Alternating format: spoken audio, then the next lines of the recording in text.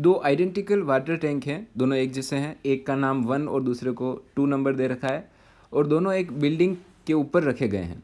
Building की height दे रखी है कैपिटल एच। हम इसको डायग्राम बना के समझते हैं। जैसे ये कोई बिल्डिंग है, इसके ऊपर दो वाटर टैंक रखे हुए हैं। इस बिल्डिंग की हाइट कैपिटल एच है और ये कैपिटल एच जो है ये 16/9 स्मॉल एच के इक्वल है। स्मॉल एच क्या है अभी बात करते हैं उसकी। इसके ऊपर वाटर टैंक रखा हुआ है।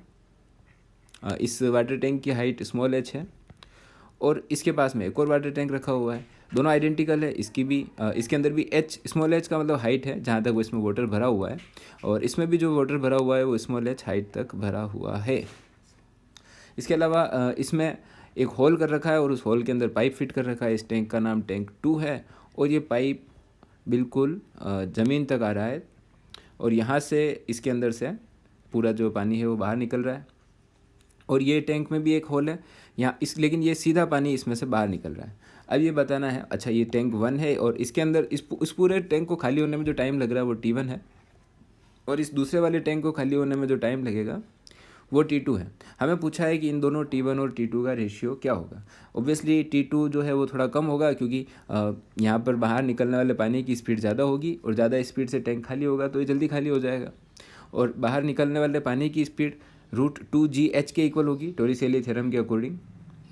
ठीक है, हम पहले T1 की वैल्यू कैलकुलेट करते हैं। तो जो इनिशियली अगर हम यहाँ पे डायग्राम बना के और अच्छे से समझें, हम टैंक 1 का डायग्राम यहाँ बनाते हैं। यहाँ पे इसमें होल है और यहाँ से पानी बाहर आ रहा है और जो इक्वेशन ऑफ कंटिन्यूटी है उसके अकॉर्डिंग इस टैंक के अंदर से जो पानी निकल रहा है अगर उसकी स्पीड V1 है और इस वाले एरिया जो क्रॉस सेक्शन एरिया है ये स्मॉल a है, तो इसमें से निकलने वाला जो पानी होगा उसकी रेट ऑफ फ्लो होगी AV1 और ये इक्वल होगी यहाँ पर जो पानी भरा हुआ है H हाइट तक। इसका इस वाटर लेवल का नीचे आने की जो स्पीड है वो है DH/dt। DH/dt नेगेटिव होगा तो हम इसको एक नेगेटिव से मल्टीप्लाई करके इसको पॉजिटिव बना देंगे, इससे सिर्फ एक वैल्यू आएगी। और ये DH/dt पानी के नीचे उतरने की स्पीड है और यहाँ पर जो इस पूरे भाग का क्रॉस सेक्शनल एरिया है उसको हम कैपिटल A मान लेते हैं। तो इक्वेशन ऑफ कंटिन्यूटी के अकॉर्डिंग यहाँ पर जो पानी का वॉल्यूम होगा पर सेकेंड, यहाँ से नीचे उतरने वाला वॉल्यूम जिसको हम रेट ऑफ फ्लो भी कहते हैं, ये दोनों इक्वल होंगे। और इन दोनों को हम इक्वेट करके आगे की जो वैल्यूज़ है, जैसे T1 हमें फाइंड करना है कि कितना टाइम इसको खाली होने में लगेगा, ये हम निकाल लेंगे। अच्छा, यहाँ पर V1 जो है इसकी वैल्यू कितनी होगी, इसकी वैल्यू होगी √2GH। यहाँ पर H वो हाइट है जहाँ तक पानी भरा हुआ है, H हाइट तक भरा हुआ है, तो यहाँ पर √2GH लिखेंगे। यहाँ वैल्यूज़ लिख लेते हैं, small a √2GH equal to -ADH/dt।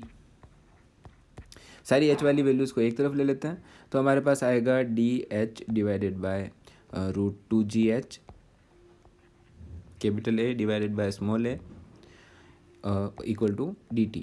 फिर हम दोनों साइड इंटीग्रेशन कर देंगे तो यहाँ तो 0 से लेकर के T1 टाइम तक इंटीग्रेशन हो जाएगा और इधर इंटीग्रेशन हो जाएगा इनिशियल हाइट से लेकर के फाइनल हाइट तक, और यहाँ आएगा -a divided by small a और √2g कांस्टेंट है तो उसको भी हम बाहर ले लेंगे √2g। और √h का जो इंटीग्रेशन होगा 1/√h का वो होगा 2√h और फिर √h की जगह हम वैल्यूज़ लिख देंगे, लिमिट सेट कर देंगे इंटीग्रेशन की, h final minus 2√h initial. So ये हमारे पास टाइम आया। इस पूरे टैंक को खाली होने में जो टाइम लगेगा वो हमने यहाँ पर निकाल दिया T1। अच्छा, अब इसमें हम वैल्यूज़ लिख करके T1 और T2 दोनों कंप्यूट कर सकते हैं। T1 की वैल्यू निकालने के लिए हम फाइनल हाइट लिखेंगे। तो जब हम फर्स्ट वाले केस की बात कर रहे हैं तो फाइनल हाइट जो होगी वो जब वाटर लेवल यहाँ तक ग्राउंड के बराबर आ जाएगा, ग्राउंड से यहाँ पर हमने इसको ज़रूर इस बिल्डिंग पर रख रखा है पर हम यहाँ पर ये वाली हाइट नहीं लिखेंगे। जब पानी का लेवल यहाँ तक आ जाएगा तब हम इसकी फाइनल हाइट को 0 मान लेंगे और इनिशियल हाइट को स्मॉल h मान लेंगे क्योंकि पानी यहीं से बाहर आ रहा है, इस हाइट का इसमें कोई रोल नहीं है, इस बड़ी हाइट का।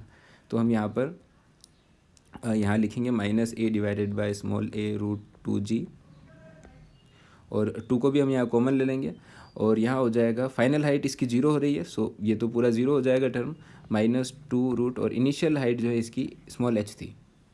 इसको अगर हम यहाँ पर हमने 2 को बाहर ले लिया तो यहाँ नहीं आएगा। इसको हम सॉल्व करेंगे तो हम लिखेंगे -2a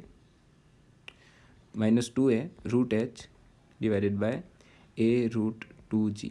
तो ये फर्स्ट टैंक को खाली होने में कितना टाइम लगेगा वो हमने यहाँ पर निकाल लिया। इसको हम इक्वेशन 1 कर देते हैं। इसी तरीके से हम सेकेंड टैंक को खाली होने में टाइम कितना लगेगा वो भी निकाल सकते हैं। हम सेम इक्वेशन को यूज़ करेंगे, इसी वाली इक्वेशन को यूज़ करके निकाल सकते हैं। लेकिन यहाँ पर हमें ध्यान ये रखना है कि जब हम फाइनल हाइट लिखेंगे तो फाइनल हाइट हम क्या लिखेंगे यहाँ पर, इनिशियल हाइट क्या लिखेंगे। इनिशियल हाइट में हम सिर्फ स्मॉल h नहीं लिखेंगे, क्योंकि जो पानी ये जो पूरा वाटर कॉलम है ये पूरा एक स्ट्रेट हाइट की तरह बिहेव कर रहा है वाटर की। सो हम जो इनिशियल हाइट लिखेंगे वो इस स्मॉल h में 16/9h जोड़ करके जो आएगा वो लिखेंगे। और फाइनल हाइट तब होगी जब पानी यहाँ तक आ जाएगा, और यहाँ तक आने के बाद जो हाइट होगी वो 16/9h होगी। तो जो इनिशियल हाइट है वो होगी 16/9h प्लस h, जो सोल्व करने पे हमें मिलेगा 25h/9। और जो फाइनल हाइट होगी वो हमारी यहाँ पर होगी फाइनल हाइट 16/9h। ये दोनों वैल्यूज़ हम यहाँ पुट करेंगे इस वाली इक्वेशन में, तो हमें मिलेगा -a डिवाइडेड बाय a√2g, और 2 क्योंकि हमने कॉमन ले लिया है, और यहाँ होगा square root of final height जो हम यहाँ पर लिख रहे हैं 16/9h माइनस इनिशियल हाइट जो हम यहाँ पर लिख रहे हैं 25h/9। इसको फर्दर सोल्व करेंगे तो हमें मिलेगा -2a डिवाइडेड बाय a√2g, और इसको सोल्व करने पे हमें मिलेगा -h/3 -√h/3। अब हम T2 और T1 का रेशियो निकाल सकते हैं। T1 था -2a डिवाइडेड बाय a√2g, और यहाँ पर स्क्वायर रूट ऑफ h था। T1 और T2 को डिवाइड कर लेंगे तो हमारे पास आएगा, बाकी सारी टर्म्स कैंसिल हो जाएगी और हमें मिलेगा 3। सो T1 = 3T2 ये हमें मिला। सो ये इसका आंसर होगा।